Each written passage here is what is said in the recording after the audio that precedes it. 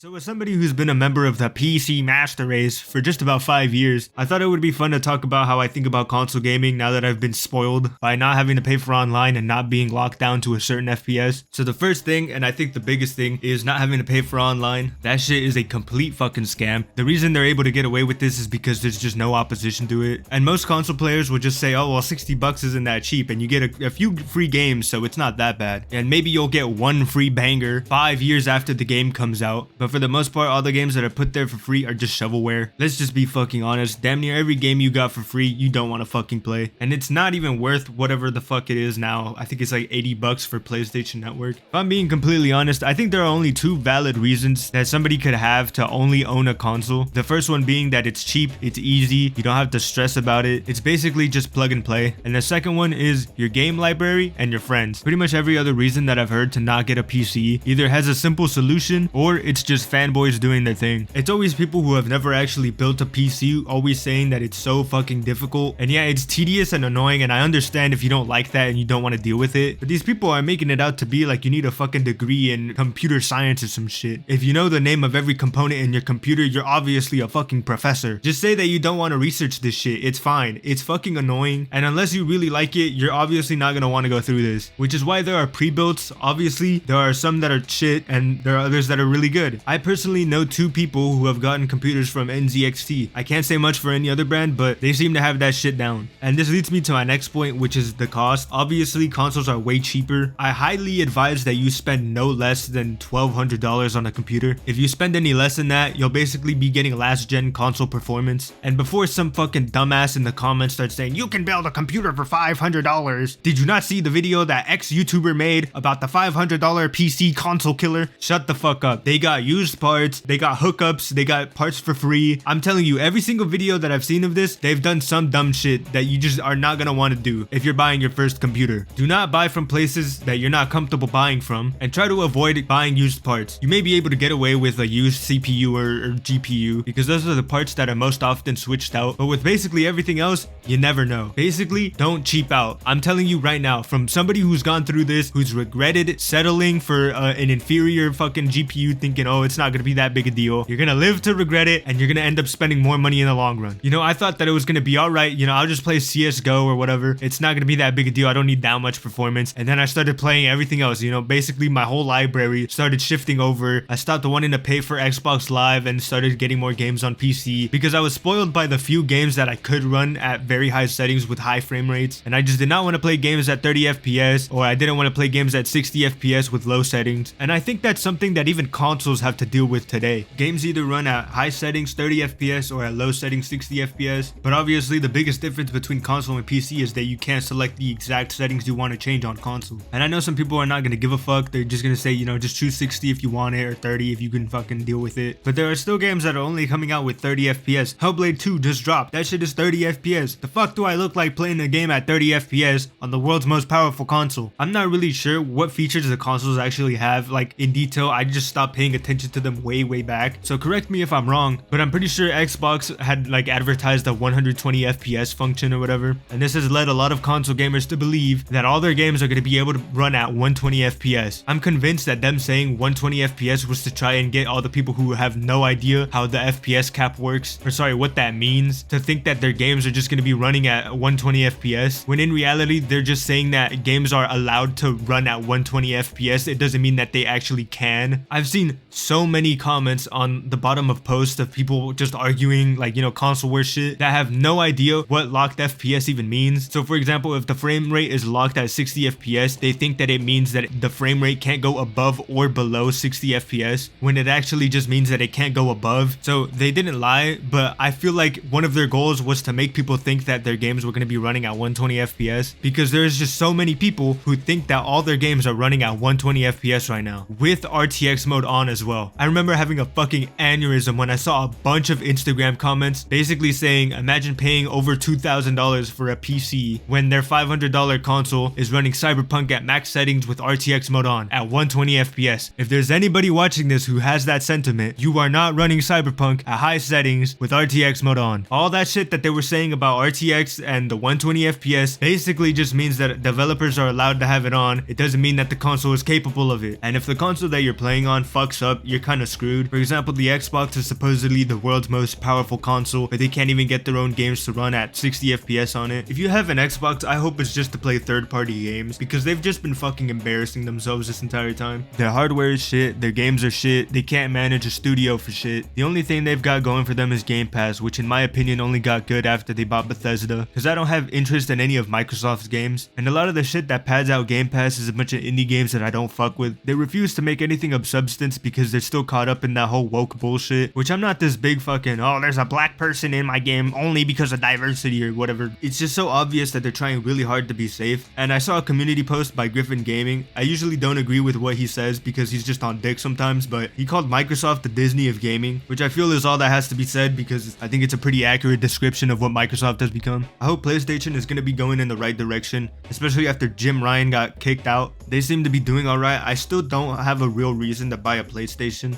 other than maybe Demon's Souls or Bloodborne, but just 2 games is not enough to warrant buying a whole new console. So if they stop making their fucking interactive movies, focus more on gameplay in a video game instead of just, you know, making the next groundbreaking narrative experience. Basically, if they have games that I don't want to wait 2 years to come to PC, then I'll have to buy a PlayStation. Also make Bloodborne 60 FPS because 30 is atrocious.